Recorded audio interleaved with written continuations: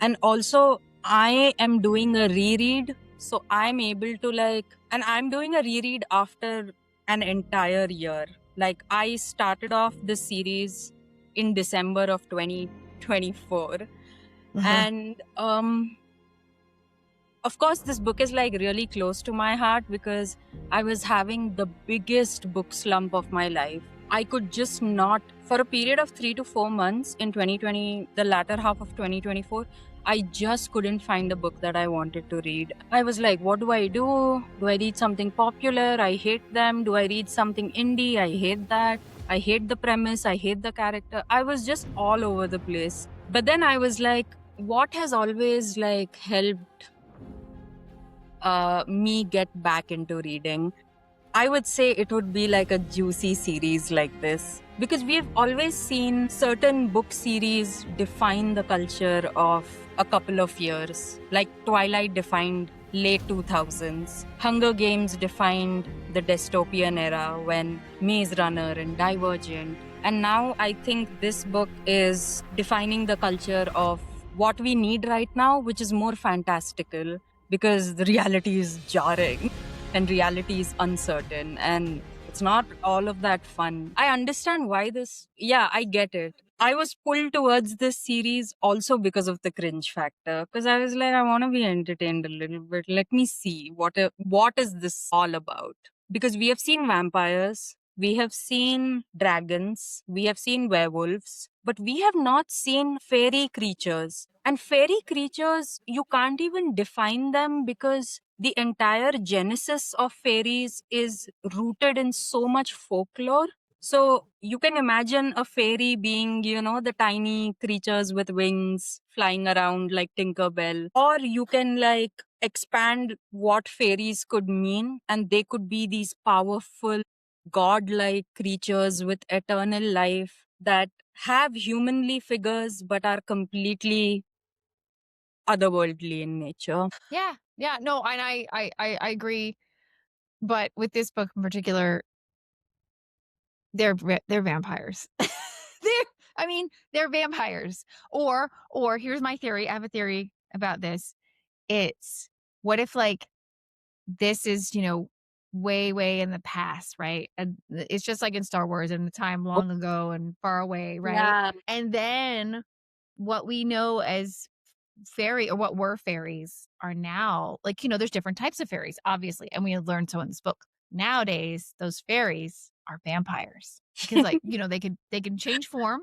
Yeah. They can have these claws come out. They've got fangs that can come out. They have mind powers. Just their mind powers. I'm just saying. So maybe these are the vampires of the past and they've evolved to what this certain type of fairy has evolved to what we know now as the vampire. Just Let me saying. tie So it I to will. Hinduism. No, let me tie this to Hinduism and Krishna and Lakshmi and Saraswati. They're all immortal fairy creatures. Maybe that because they had powers. And what were these powers? It was considered again, at the level of God, at the level of, unknowable, untouchable power. So maybe all of this Greek mythology, Roman mythology, Hindu mythology, it is a culmination of of the concept of fairies at the end of the day, because immortal life, powers, human-like figure, and yes, just feared by humans. Yep, that's Well, what it that's is. a good theory, and I will say, and also this author did pull from a lot of mythology, like we talked about. I mean, she made up names for certain characters, but then there's certain types of creatures and characters that she was just like, screw it, I'm going to steal this straight from mythology, like the pukas, like The what is Nagas. it, the nagas, which are what, Indian, right? Yeah. It's the snake. So she pulled a lot, and which I appreciate, but I'm like, you can at least change their names. And then she has some, made up character names like Feyre and Tamlin and rhysand, and people that a lot of authors that write these fantasy books and these fairy books, they love to pull on like Celtic, Gaelic mythology and then use like forms of like Welsh names. So like Rhys, Rhys, is Welsh. And like these names we see in Game of Thrones, a lot of them have Welsh like bases. The what's the word? I'm trying to think. Like etymology is Welsh. Like they're trying to use the A's and E's, and so you see if a lot of fantasy writers trying to like write these, make up these names that kind of sound Welsh or Celtic. Yeah. So she did that, but then she has some characters named like Alice. Like, I just don't get it. It's like Prythian. feyre, tamlin. I mean, I know Lucian is a name, but then it's like Alice. And what is it? There were some other like just basic kind of modern names, or it kind of threw me off. It's like, okay, if you're going to make up names, you got to make up names for everybody. And at least maybe rename some of the creatures. Like, don't just completely steal. Like, she stole a map directly from the current, map of Europe. But what was I But going to it's say? nothing different from what George R.R. Martin did. You're Like right. what George R. R. Martin did the same thing. Yep. is Westeros? I mean, Westeros is literally Europe. Yeah, exactly. So no, you're right. I just wish all fantasy writers would be a little, not all, some of them would be a little more inventive. That's all.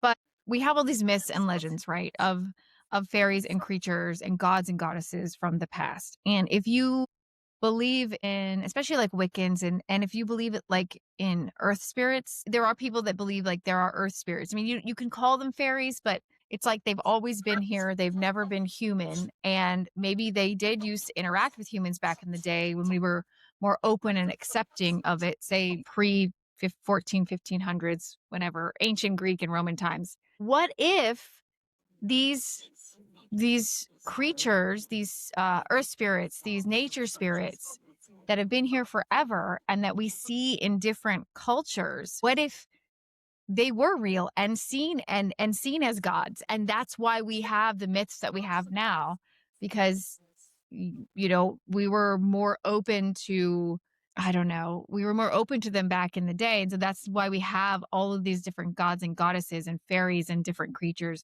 So that's another thought. I mean, I didn't make this up, but that we did, or we do have these, and then in our little pea brains, humans, we have associated them now with gods, Yeah.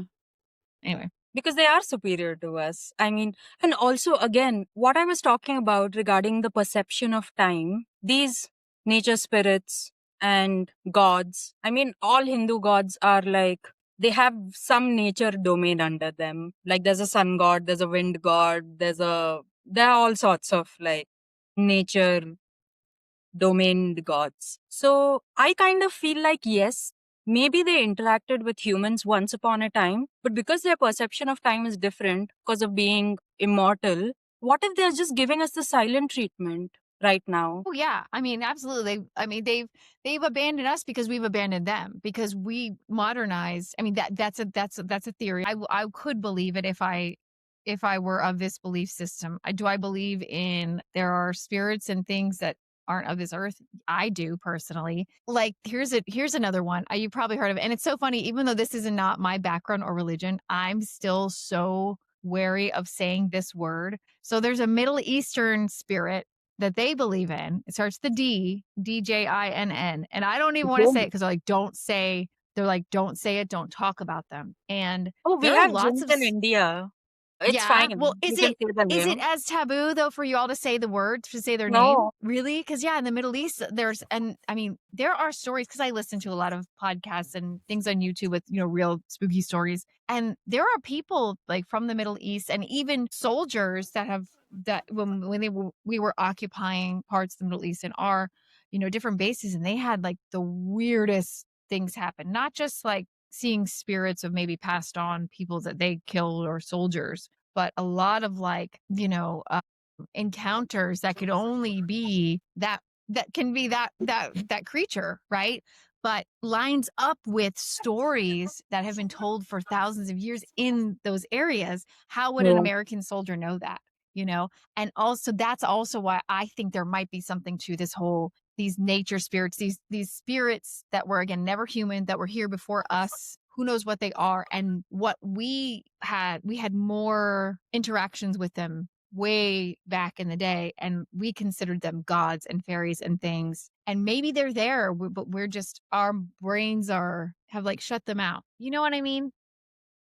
Or they are just pissed with us. They're like, fuck humans for some time. Well, yeah, we're destroying the planet, Yeah. and that's I mean, and there's people that have had encounters with like weird encounters in Ireland and the British Isles. And, those folks over there and like in Sweden and whatnot, and the Norse, they believe in fairies and gnomes and spirits. You do not build a road through a fairy circle of trees or, when there's mushrooms in a circle or Yes. there's plots of trees that just naturally make this circle. And there are stories where the crews were like, screw it, we've got to build this road. And so they go through, there's a stretch of road in, I want to say, it's either Ireland or England. I'll look this up, and this happened, and the people of the towns were like, "No, do not build this road through this fairy ring of trees," and they did, and that stretch of road now is notorious for fatal accidents. So, Oh, there might be something to it, that we're not listening to the earth, we're not listening to, like, these spirits of the earth anymore. So, I don't know. Again, I'm not gonna get too woo in this. I don't know what I believe in terms of that. yeah. I think it can also be that the religion of science has detached us from that part of our brain which would be more open to fantastical, whimsical, magical, not explainable, explicable events. I think Uh-huh. that this is maybe the phase that we are going through, and that's why the gods have rejected us. They're like, whatever. They'll Humans will regenerate themselves anyway because they are expendable. Because we literally say in India that you will have a great life so long as a god doesn't enter your life. It's funny. That's when the Yeah. plot twist is gonna happen. That's when, like, your life is gonna get kind of messy if, like, a god takes an interest in you. That's why be hands off and, like, be a wallpaper. Yeah, because Attract you and the Greeks learned better, and the Romans, that whenever the gods come down and mess with the humans, it's usually not good. Yeah. Say, just case in point, when Zeus would always become, besotted with some mortal woman and come down and, knocks her up, Hera gets jealous. So Hera turns the girl into a cow or a fly or a Yeah. flower. And then they have this child that's now, A demigod. there's a demigod. And then they have a hard life because they're like, oh my gosh, they find out that they're a demigod. And then they have all this pressure on them to And they're be not this hero. accepted. And Yeah, they're neither human, they're not exactly. accepted in the human world, they're not accepted. And this is the Yeah. same problem in Prythian as well. Human fairy, what should I call them? A child born of a fairy and a human, they are considered not even second class citizens, they are considered third class citizens below humans because Oh, they because see, are, they don't cover that in this book. yeah, Yeah. because they are considered an abomination, like literally an unnatural abomination that belongs to neither world and hence must be persecuted and, well, destroyed, essentially. Wow. Foreshadowing for the other books. Because Yeah. they didn't talk about that in this first book. They just said that the fairies, they don't even have to get married. They just, mate to mate because you have to procreate and they have a harder time of it. And obviously too, the kids take longer to grow up to mature.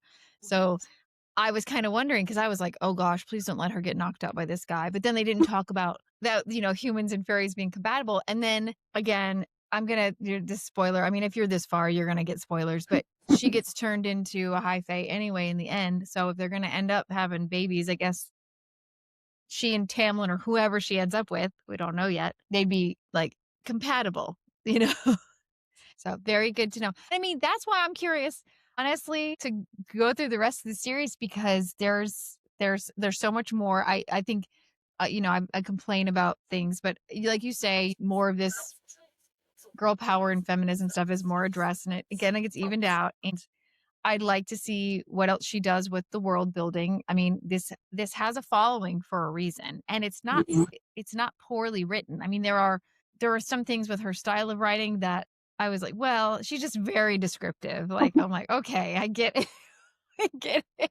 But you have to be to help the reader get their mind into the book or their mind into the characters. So yeah, I mean, it was ridiculous, but yet intriguing. And I can't believe how much, especially the second half. So that, by the way, the audiobook, it's split into 2 audiobooks. So I had the first 6 hours, and then for some reason they decided to split it, and that's the second 6 hours of the whole cast. Yeah, by little over halfway through, I was like, okay, like I'm hooked. I want to see, this is messy. Like, let's see where this goes. This is exactly how the book hooked me the first time. I was like, I don't know. Am I into this? Do I want to get into another popular, possibly badly written series? But yeah, it has a good hook. I don't know how to explain it. It might sound like a generic story, but it has something extraordinary in it to again appeal to so many people. I mean, this book has literally actually made readers out of non readers. And I can understand it. If you're reading a book of this like high value entertainment, why would you like not want to go through a couple of the other books? Especially, when you introduce like shadow, mafioso, you know, boss daddy type. Well, yeah, Right. she's added all these other guys, these other potential love interests, and they're all assholes in their own way, but they're all different. And so I get it now. We had Tamlin and Lucian, and then it was like, oh, who do you like better? And then because they're different, even though they're good friends. And then you get rhysand, and I mean maybe there's gonna be some more guys, and rhysand's different than the other two. And we all have our types that we usually go for. So that's I think what made it intriguing too, was like, oh, what kind of Yeah. which jerk is she gonna end up with? What's your type of jerk? Do you like self-sacrificing, somewhat, I would say, introverted? We'll Himbo. say Virgo. Yeah, we'll say Virgo-ish Tamlin. Then you have Lucian. Definitely, I would say he's a fire sign, where Yeah. He's from the he autumn is. court. He literally has Yeah, fire in his blood. exactly. And he's a jerk, but he doesn't take it too far. And some women are into guys that, give them shit and go back and forth. And they have rhysand, and he's that definitely that enemies to lovers, I would say, trope. And he's the bad boy, but is he bad? Is he really helping her? Do you like that? Do you like that Dark Lord thing? And then he ends up really having a huge crush on you, and you never knew, and you thought he hated your guts. So I now I'm intrigued. I want to see who she ends up with.